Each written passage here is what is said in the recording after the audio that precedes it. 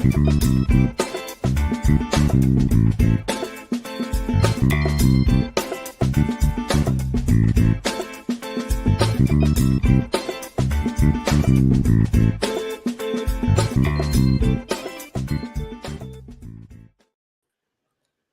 everybody. Welcome to Maker's Bar, where we are on a journey to create 1 million leaders. I'm your host, Troy Goldenberg.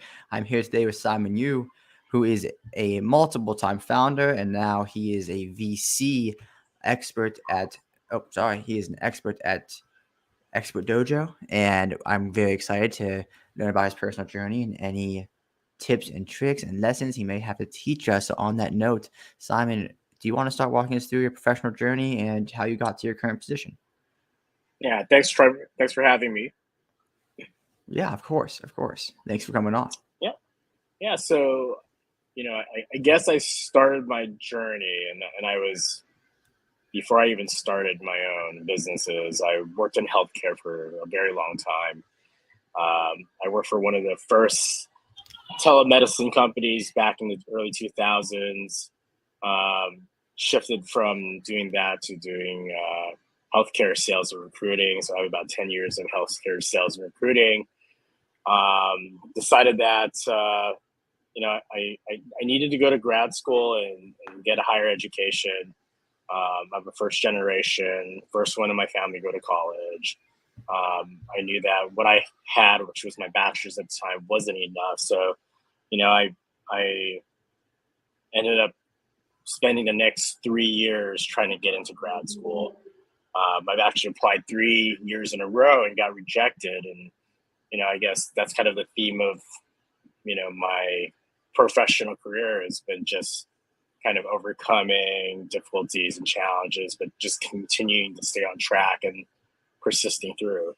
And so I applied multiple times, finally got into USC, and was very happy with my decision. It was a great program, great school, and essentially kind of changed my life in a way where I was on a trajectory to start my own businesses. Ended up starting my own boutique staffing recruiting firm for a little bit. And then what got more interesting was I actually met somebody who took their company public. And this wasn't the traditional IPO of a Series D company or a much larger scale company. These were small businesses going public. I would say small, but maybe under 10 million in revenue. And I found it intriguing because just coming out of grad school, you're used to the Ubers and the Snapchats of the world IPOing. And so he showed me the world of reverse mergers and taking small cap companies public, which we found very interesting. What was appealing is that it's such a small operation in a sense where you learn a little bit of everything. And so you're not just in one department doing the accounting for a potential IPO. You are pretty much the entire operation, working with the attorneys and the auditors. And so in 2017, I decided that cannabis was the entry point into what would be the next big thing in terms of IPO wise. And so in 2018, California became legal. And so I had quite a journey of not only taking a startup public, but also taking a startup in a very uncertain industry such as cannabis. I would like to tell people I rode that roller coaster all the way up and all the way back down. It was a fun ride, but I took away a lot of skill sets in terms of how you take companies public and how you operate and manage a publicly traded company. And at the same time, how do you build a startup around that? And so I took my second company public in the social media influencer space. And I was in charge of taking them through the IPO process. Did that within a year. I exited the company and I decided that and I wanted to sit on the other side of the table, which is become a venture capitalist. And so I spent the whole year applying every single job out there in terms of VC.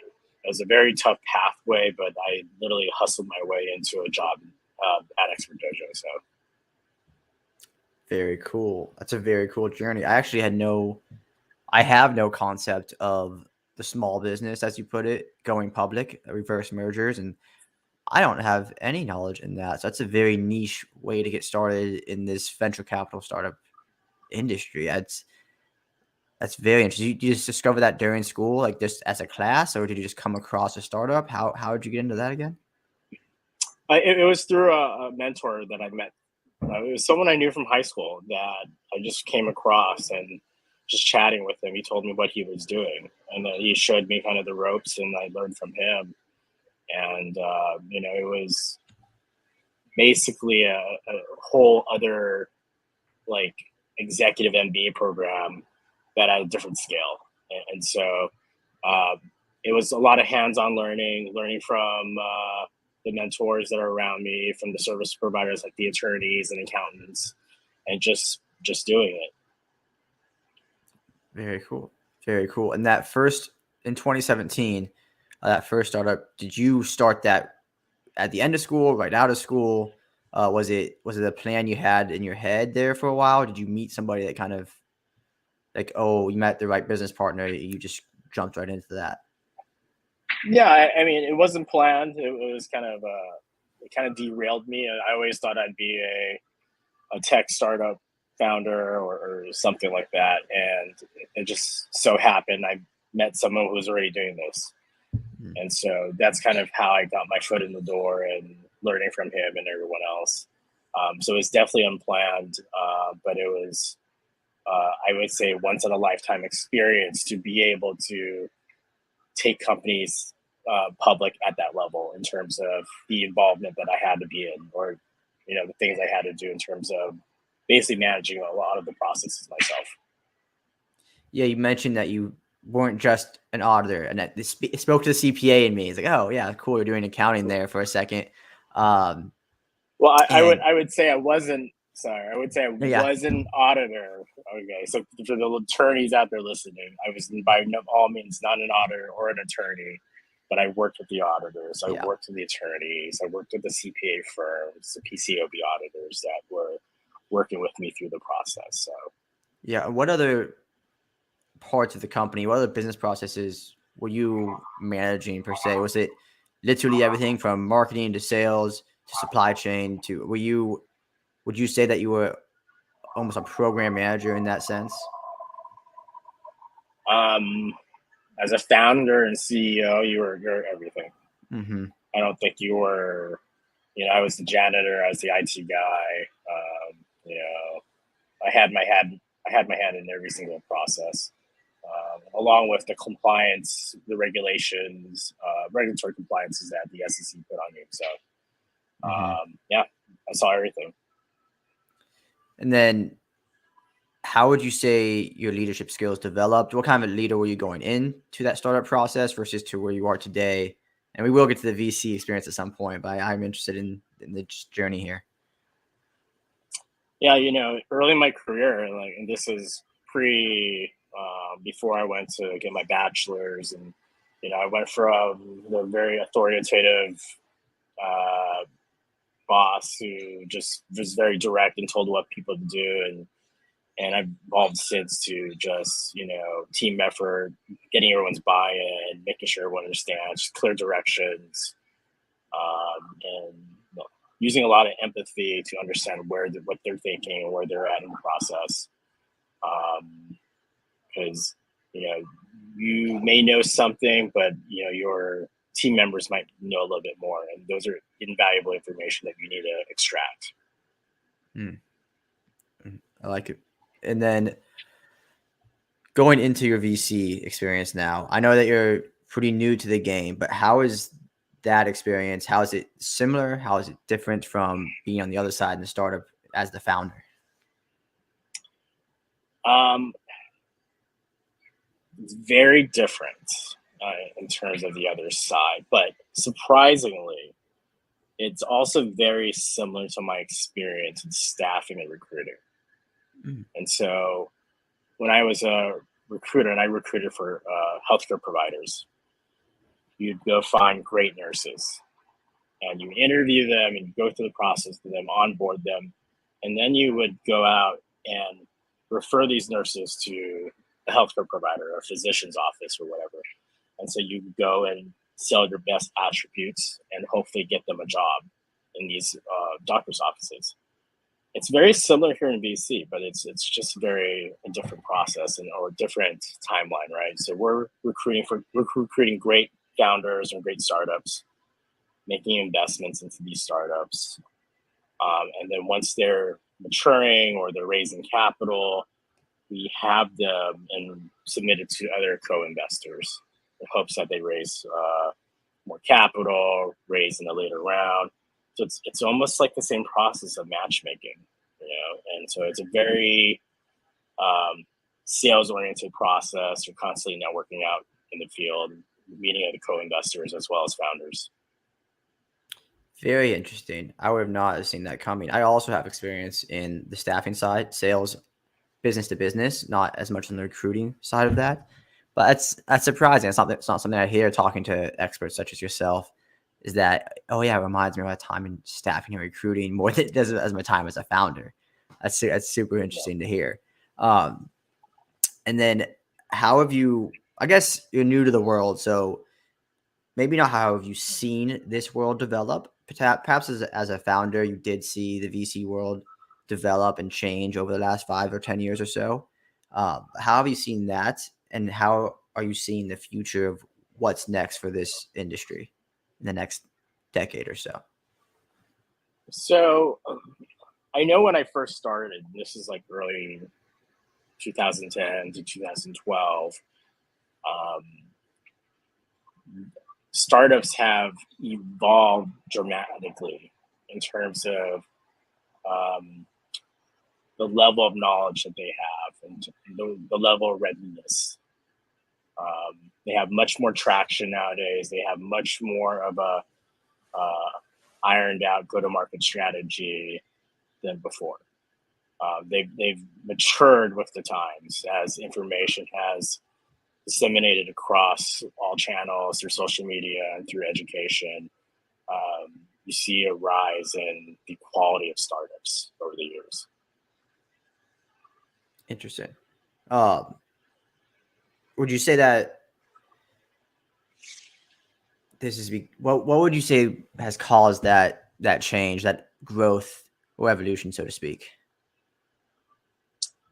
I think it's just knowledge has been more abundant and available. I think this is the age of instant gratification and also instant knowledge, and that's just been growing over the course of the years.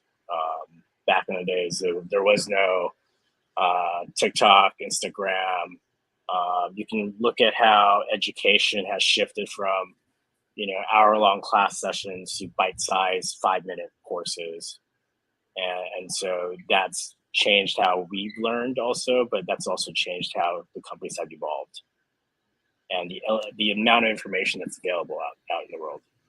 Yeah, then that makes sense. I'd argue there's a synergy there with the software as a service products that we have now, the advanced ERP systems. I mean, all the systems, ERP, HCM, the CRMs are better. Everything's evolved in a way where you can move faster, you can grow faster, and just a lot of opportunity, I'd say, has happened over the last decade or so, since I was a kid to what I am now. And then that's kind of like the opportunity that's arisen over the last decade since you've gotten into this game. What are some challenges that you would see in the coming decade? Which obviously, when the startup world, challenges are a great thing to have. So it's just another word for opportunity. But I think the availability of venture capital investments as an asset class, I think it'll start to change, and I'm hoping it will with Bitcoin and the availability of having a small ownership in a large piece, fractionalization of real estate or whatever asset class. And I see this as something that's going to evolve, and as investors, we also have to start evolving with it. There's no reason why someone out there who is making decent money, but they're just below the cusp of whatever the regulation is of in terms of a accredited investor can't invest in some of the deals that we're looking at, and so that's going to be more abundant as we go and progress. That's very interesting. It reminds me of another conversation I had on Maker's Bar, the founder out in San Francisco. He's creating a system where your laptop or your cell phone can help process information instead of these giant warehouses or the cloud, whatever it may be. And it's democratizing that part of kind of just human society now, technology. Right. And it sounds like that's happening. The more people I talk to, including yourself, it's like that's happening in every piece of the world. And that's, as you were saying, is like really where the opportunity is being found. Is that like a nice, is that a correct way to summarize that? Exactly. It's a great summarization. Good. Hopefully regulation catches up with that and allows that for that to happen. So yeah, regulation always lags, right? I mean, you just can't make rules for the internet until the internet's a thing. And then it just, for better or for worse, I think at times it is better, at times it is worse.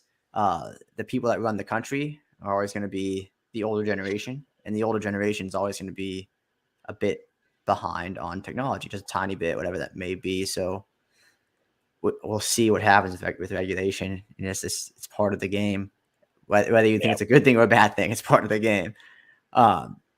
As you've learned, let's keep moving into your growth here, as you've learned and grown in all these different roles, were there any resources such as books or courses? I know we heard about some mentors that you've had, but were there any books or lectures that played a pivotal role that you would tell somebody, a new founder, hey, you should go check this out? I've read a lot of those. I read a lot of business books in my lifetime. But what I found more effective for me is being in a classroom setting. So taking courses, finding courses that whatever pique your interest or whatever that course is, whether it's coding or being a better investor, do those courses or take those courses.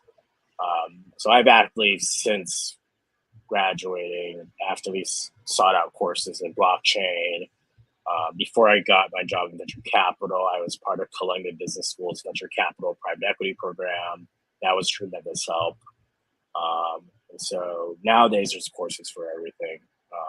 And a lot of these universities are providing certificates in these, whatever it is you want to learn. And so there's a great opportunity now for everyone to kind of level up. They don't have to necessarily go to a 4-year college. But you can still get the same education and kind of be competitive in that sense. That's good advice. That's not something that I often hear when asking that question. But I think it's a great point, especially with the shorter courses. They don't have to necessarily be a 4-year, 6-year, or even 2-year program. That's great advice. And then how do you stay updated on the business developments, the industry developments? How do you, as you said, obviously courses, but besides that, how do you make sure that you're continuously learning on what the new environment is offering? Part of my job is networking. And so just staying involved in the community and talking with other investors and founders. And that's the best way to stay informed. You pick up tidbits here and there in conversations and get opinions from everyone else. And most of the time, opinions from investors that have more experience than you. So invaluable lessons learned when you have these conversations. But you got to get out there, got to make an effort to go to these events. It is work, but it's also a lot of great value in terms of education and learning what's out there right now. So networking. That's kind of what it's kind of how it's summed that down. Yeah, no, that makes sense. And it is a lesson I've learned. One of my brothers actually has really nailed it into me, is that, people will kind of complain when they say, it's not about what you know, it's about who you know.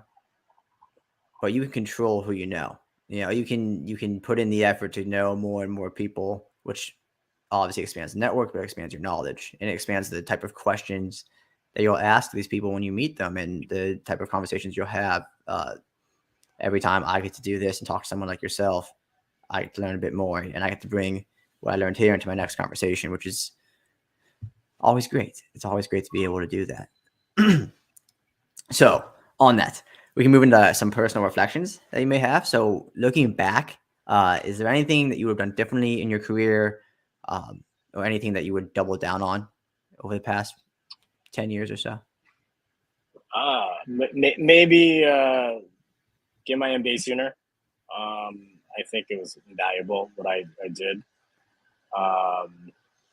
The lessons they taught you, and just that network that they brought, you can't replace it. I'd say probably surround yourself with great people, whether it's great attorneys, great accountants. Don't nickel and dime on that, because they're great for a reason, and they'll save you tenfolds of what you thought you were going to save initially, by going for a more or less expensive route. What else? I think know when to exit, know when it's time to go. Everything runs its course, and sometimes you stay too long or leave too early, and so it's just about timing.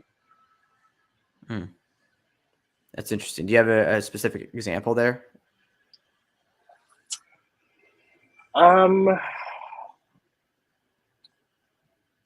There's a lot of business situations, and I think I can just give you generalizations instead of specific examples. Mm-hmm.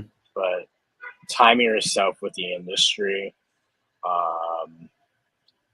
and you don't necessarily have to be a first mover. Let someone else work out the kinks, work out the issues, work out the regulatory issues, and then come in after that. That will save you a lot of headache as a founder, if you're in an industry where there's a lot of that going on, a lot of uncertainty. Yeah. Interesting. Not always the advice you hear. I'd assume speed is still part of that, though. You want to move fast if you're going to come in not as a first mover. Right. Absolutely. So timing addresses speed too. So if you're in it, operate fast, execute fast, but know when to get in and get out as well.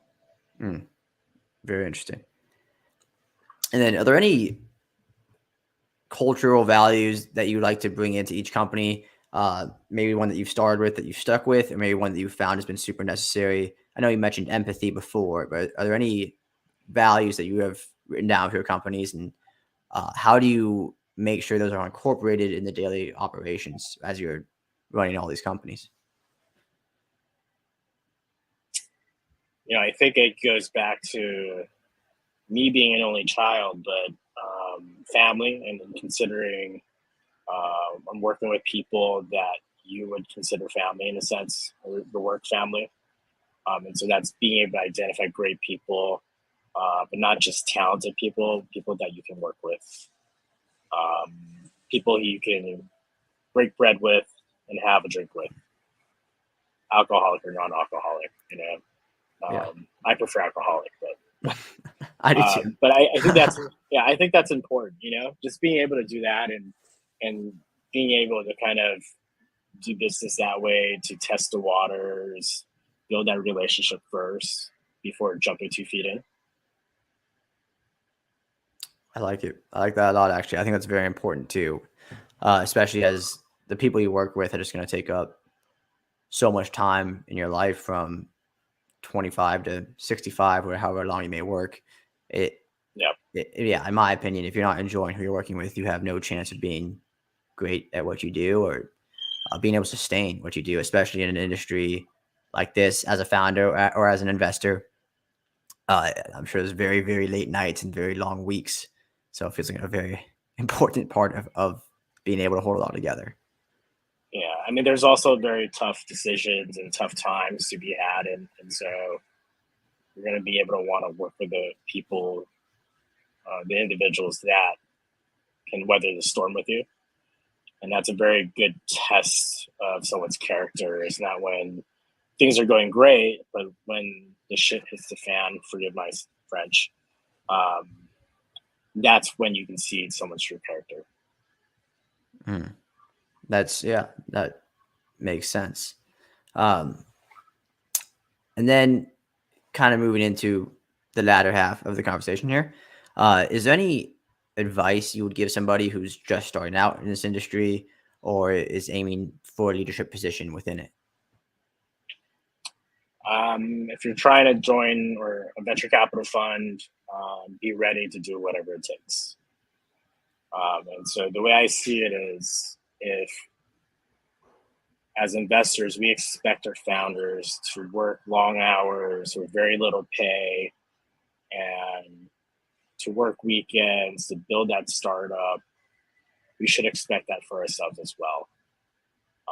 And so going out there and meeting other investors, picking their brain and building that network, but also working hard at it, constantly doing follow-ups, staying to the end of an event. Don't just come in for an hour and leave. It's work. It's hard work, and be prepared to do it, just like how your founder is. And prepared to sacrifice, because there's always going to be a candidate that's going to be better than you. And so your job is to figure out how you can outwork that candidate, and stand out. There's always going to be that Ivy League grad that's going to be competing with the same job you're doing. And so what do you need to do to compete with that? For me, what I did was I worked really hard in building relationships. And I was at the point where I worked for a few months pro bono.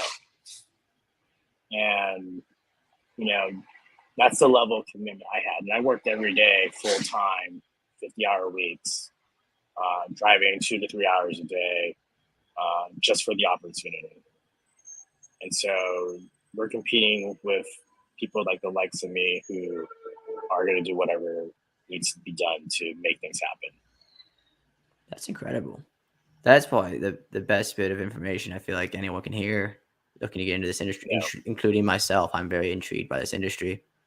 Obviously, when you're those 50-hour weeks, and you're driving 2 to 3 hours a day, what are you doing? Is that majority, like that day to day, is that majority networking and meeting new people, going to different events? So what does that day to day look like when you were doing all that pro bono work?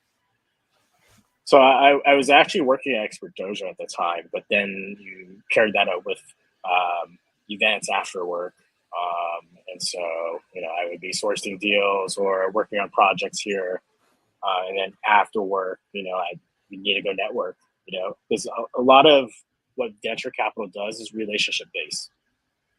Being able to send a good deal to another co-investor is very vital. So if they don't know who you are, and when you send that email, they're not going to be as receptive. So, it was my job to go out there and meet as many VCs as possible, and also meet as many startups as possible to facilitate transactions. Interesting. So there was, I'll tell you, I told you it took me a year to apply for a bunch of VC jobs. And I ran into a friend who was a partner at a very, very large top tier firm. And I asked him for his advice, and I'm telling him what I'm doing. He said one thing was, stop what you're doing, stop applying, and go out and network. Because if you're trying to get into VC and you don't have a network, you're not worth anything to other VC firms. If you don't know startups out in the industry, they're not worth anything to VC firms. So as soon as I stopped and I went out to start networking, that's when things turned around for me. That makes sense. That makes a lot of sense. It's advice I've gotten online and offline.